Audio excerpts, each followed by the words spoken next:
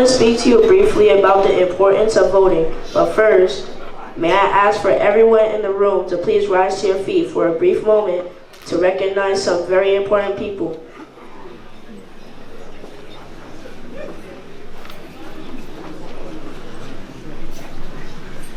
At this time, I want to acknowledge 4 young African American girls, Addie Collins, Cynthia Wesley, Carol Robinson, and Denise McNair.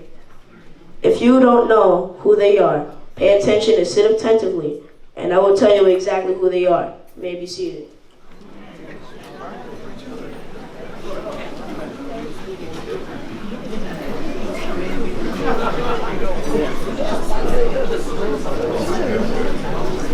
On September 15, 1963, 4 members of the Ku Klux Klan planted 15 sticks of dynamite attached to the timing device beneath the steps of the 16th Street Baptist Church in Birmingham, Alabama, killing the 4 young black girls I just named and injuring 22 others.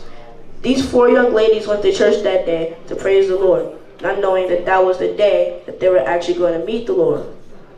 In those days, it was known as a bombing, but today, it will be recognized as homegrown domestic terrorism, the motive, racism. This tragic, hateful event that took place during the Civil Rights Movement helped Congress pass the Civil Rights Act in 1964. This church was a popular rallying spot for the civil rights activists and leaders, which is why I was a target. All African Americans wanted was to be treated equal, for discrimination based on race, color, religion, and gender to be prohibited by law. It's 2020, and even though we are free and segregation is over, we're still not being treated equally. We still can't go to church to worship God without fear of someone coming in and shooting up the church.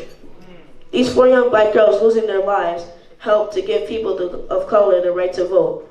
I may not be of age to vote yet, but in 7 more years I plan on exercising my right to vote because I understand it was a right my people did not have a long time ago.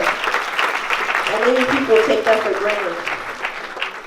Not voting is why Hillary Clinton did not win the election in 2016 and the other candidate did. Not voting in the upcoming election will lead to the current president being reelected, and we cannot have 4 more years of his racial divisiveness, ignorance, and his slogan of making America great again. Because as I did my research for this presentation, nothing I read or saw about how people of color were treated in America was great. Can those 4 young ladies who lost their lives back in 1963 say America was great? We have the power to change the outcome of any situation. All we have to do is just get up and do it. I don't like everything I see in our country today, but I can't vote yet, but you can. Get out and go vote. Make a difference in your community, your state, and your country. Who knows where we will be in 7 more years when I'm 18 and able to vote. We can't afford for anyone to set us back to where we were before. We've come this far by faith, leaning on the Lord, and I'm trusting in His holy word because He's never failed us any of us yet. And to quote from our first African-American president, Barack Obama, change will not come if we wait for some other person, or if we wait for some other time. We are the ones that we've been waiting for. We are the change that we seek. Thank you.